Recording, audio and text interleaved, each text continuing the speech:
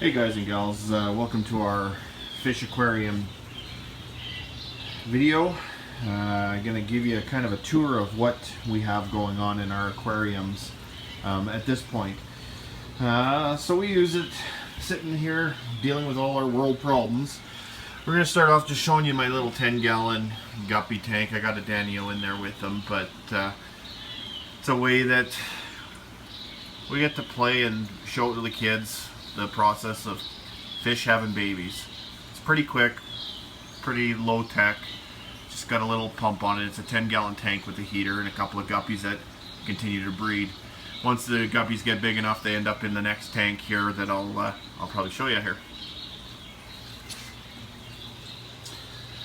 So next is the freshwater 250-gallon freshwater tank with plants.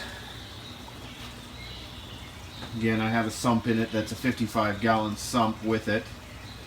It's just a community tank that we have full of gouryamis, tetras, some angels, discus, some cory cats on the bottom, a couple of snails.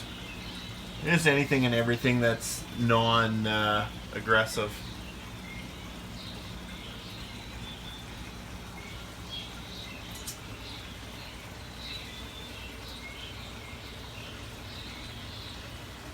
Those aren't real birds in the background. We still like listening to the nature channel as we sit here in the fish corner. Now, the fish tank that interests me the most, it's the brand new, it's a 45-gallon reef tank that we've started. We've gone in and cycled it. We put in 50 pounds of rock, 50 pounds of sand off the bat, and bought a few corals to start the tank.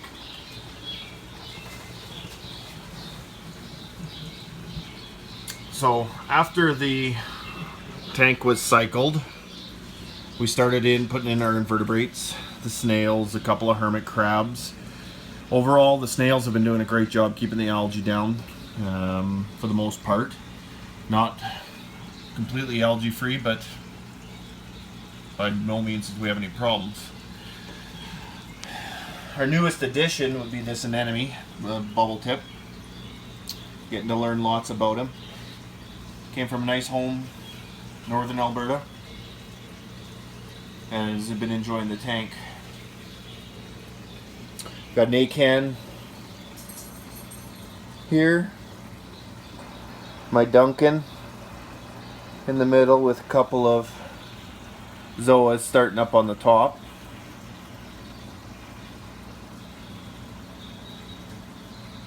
The GSP started. I expected this stuff is going to grow quite rapidly, so I did just place another rock on it to maybe contain that at this point before I decide what's actually going to happen. We've got a couple different zinnias, a pulsating zinnia, which I'm seeing right now that my flow might be a little heavy with the two power heads in here, but we'll come across that or fix that problem as it progresses, I guess. Got another zinnia that pulsates here that's closed up for the night. I did have the lights off, that's why it's closed. It's not unhappy. A hermit crab over there, and it is a little peacock shell. And down at the bottom you can see our goby. He's got a pistol shrimp in there with him that does most of the work, so they got a great relationship. Going through. Got a couple candy canes. Again, lights were off. They're looking a little bit depressed at this point. And they're going to go back off as soon as I'm done filming this little video. Another one here.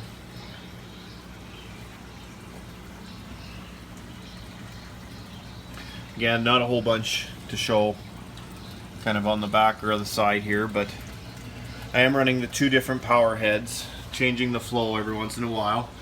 At night I've been using my two LED lights, turning off my T5s. I've got 4 T5s, 2 white, 2 blue. As I turn them down, I just run with my blue light, LED light in there.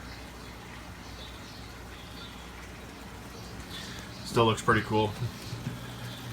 And the sump system, not that it's that intriguing, but flows down into a couple of socks. We got the macroalgae down at the bottom here as I got my light shining down on it. Got the protein skimmer doing its thing there. A little bit of a foamy, I guess, sponge, and then back into the return where my heaters are at this point. So as the corals increase and we end up buying more corals and going out and watching the tank evolve, I'll continue to put a few more videos.